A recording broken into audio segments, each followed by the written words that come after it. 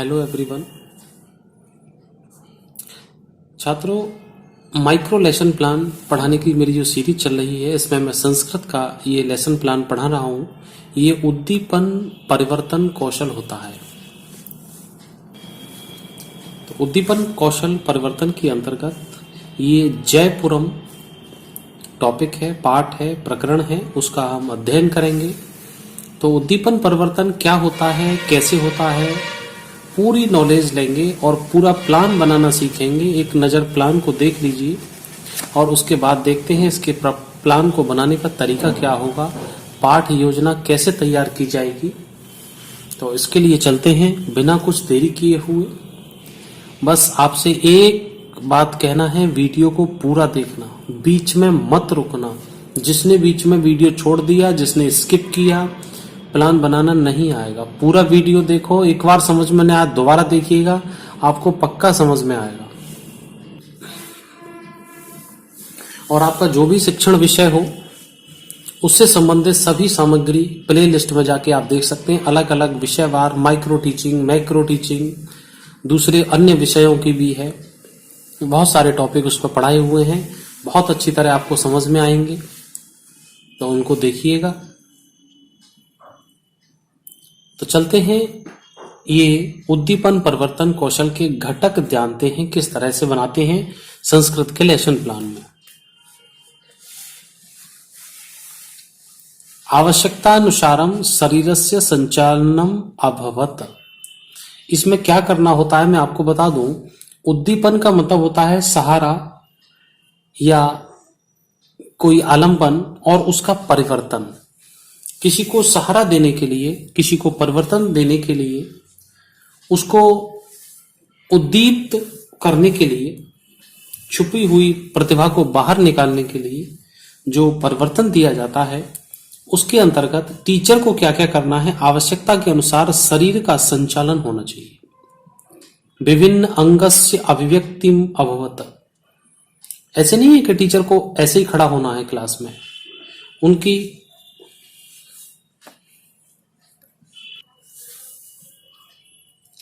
आपको कुछ न कुछ बोलना है, समझना है, भाव व्यक्त करने हैं। तो जब आप भाव व्यक्त करेंगे तो उस समय आपका अंग संचालन भी होगा। तो विभिन्न अंगों की अलग अलग अभिव्यक्तियां होंगी, तो वो होनी चाहिए। आवश्यकतानुसारम उच्चारण आरोहण पालन अवगत। देखिए, एक एक पॉइंट कॉपी पेन लेके नोट करें। आवश्यकता के अनुसार उच्चारण के अंदर आरोही अवरोही अब भाषा का उतार चढ़ाव का पालन करना होगा। शब्द मुद्रा भावेन केंद्रीय करणस्य प्रयोगम अभवत। शब्द मुद्रा भी करनी है, उनके भावों का केंद्रीकरण का भी प्रयोग होना चाहिए उसके अंदर। शिक्षक छात्रेण सह अंतर क्रिया संपन्नम अभवत। शिक्षक और छात्र के मध्य अंतः क्रिया भी होगी। शिक्षण संबंधी अंतः क्रिया के बिना शिक्षण ही नहीं होता है, उसके बिना संपन्न नहीं होगा। तो इसलिए आपको ये भी करना है। छात्र छात्राश्च अंतः क्रियाम। अब यहाँ शिक्षक के और छात्र के मध्य है, यहाँ छात्र और छात्राओं के मध्य है, दूसरे छात्र छात्रों के बीच है, तो उनके बीच भी अंतः क्रिया हो सकती है। आवश्यकतानुसारम विरामस्य प्रयोगम अभवत। कहीं कहीं रुकना भी पड़ सकता है आवश्यकता के अनुसार। श्रेय दृश्य क्रमशः परिवर्तनम अवगत है। तो ये हमारे कंपोनेंट हैं, आठ घटक हैं, 8 वो चीज हैं जिनके आधार पर, जिनके मानकों के अनुसार आपको प्लान तैयार करना है। तो इनको आप अच्छी तरह से नोट कर लें अपनी कॉपी में, और फिर अब सीखते हैं प्लान बनाना कि प्लान कैसे तैयार होता है। हो सकता है अभी तक आपकी समझ में ना आया हो, तो वीडियो को छोड़ना मत, लास्ट तक देखना है। क्यों? क्योंकि मैं अभी इनको सबको दोबारा पूरा समझाऊंगा आपका वीडियो पूरा होते होते। देखिए किस तरह से कैसे प्लान तैयार होगा। अब ये कक्षा अष्टम का प्लान है, जयपुरम।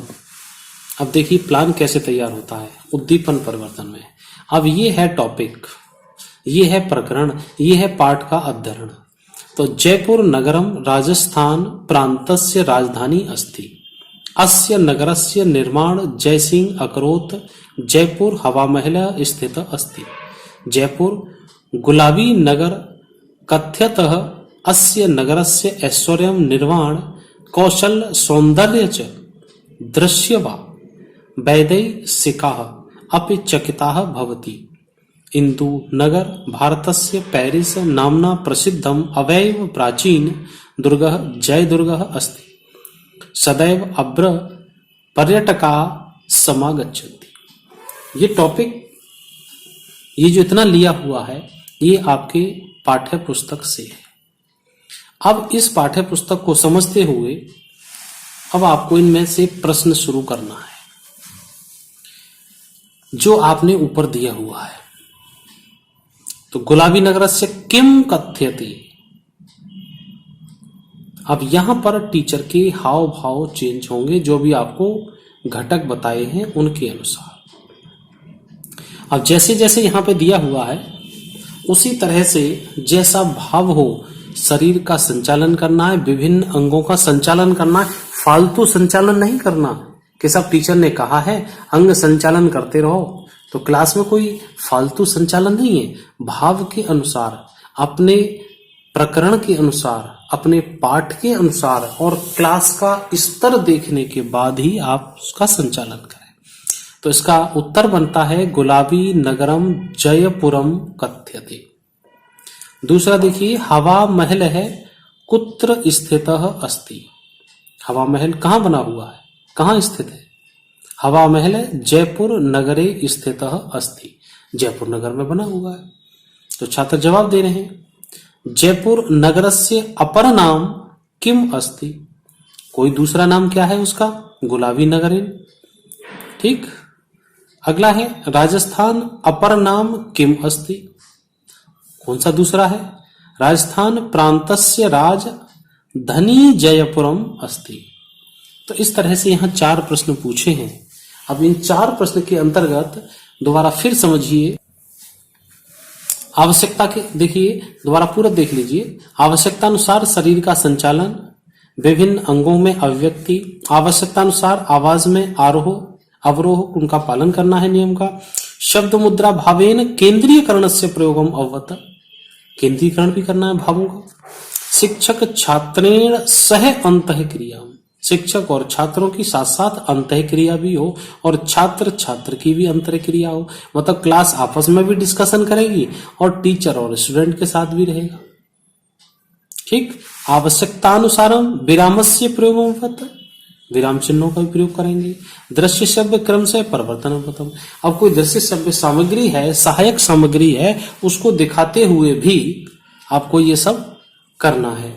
तो ये सभी जो घटक अभी आपको बताए हैं, इन्हीं के अनुसार प्लान तैयार हुआ और इन्हीं के अनुसार आपको पढ़ाना है और इन्हीं के अनुसार आपको शरीर का संचालन हाव भाव करना है।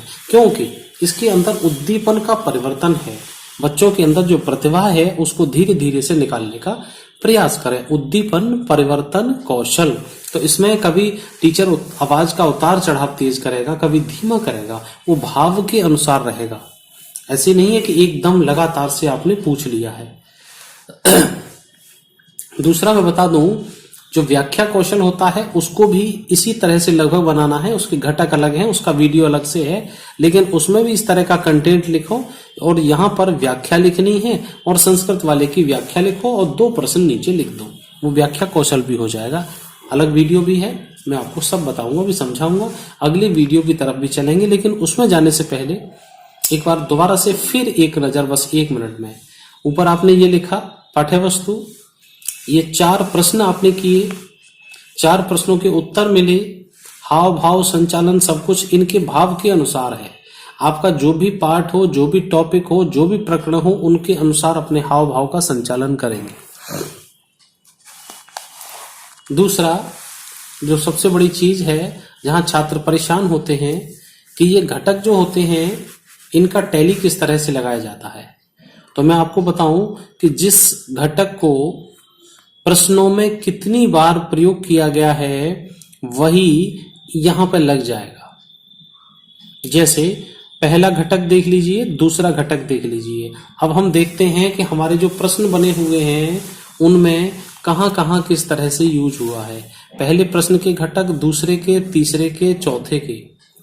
तो पहला घटक पहला घटक पहला घटक पहला घटक 4 बार प्रयोग किया ऐसा पहला घटक। दूसरा वाला 1 2 3 और 4 जगह दूसरा घटक प्रयोग किया और 3 जगह तीसरा घटक प्रयोग किया। अब देखिए घटक के सामने जो टैली लगानी है वो कैसे लगानी है कि पहला घटक 4 बार यूज किया, दूसरा 4 बार यूज किया, तीसरा 3 बार यूज किया है और जो जो यहां जितना नंबर आता है उतने ही इस निर्धारण मापनी रेटिंग स्केल में आप देख सकते हैं। 4 है तो 4 वाले में, 4 है तो 4 वाले में, 3 है तो 3 वाली लाइन में यहां टिक करेंगे। इसी तरह सभी घटक लग जाएंगे बड़ी आसानी से, आराम से, प्यार से। वीडियो पूरा देखा है, धन्यवाद। लेकिन जिनके ना समझ में आया हो एक बार दोबारा से देख लें, पक्का समझ आ जाएगा। थोड़े से किसी किसी को टफ लग जाते हैं लेकिन इतने नहीं है। मैंने समझाने का पूरा प्रयास किया है और दूसरे भी वीडियो हैं उनकी तरफ से चलते हैं।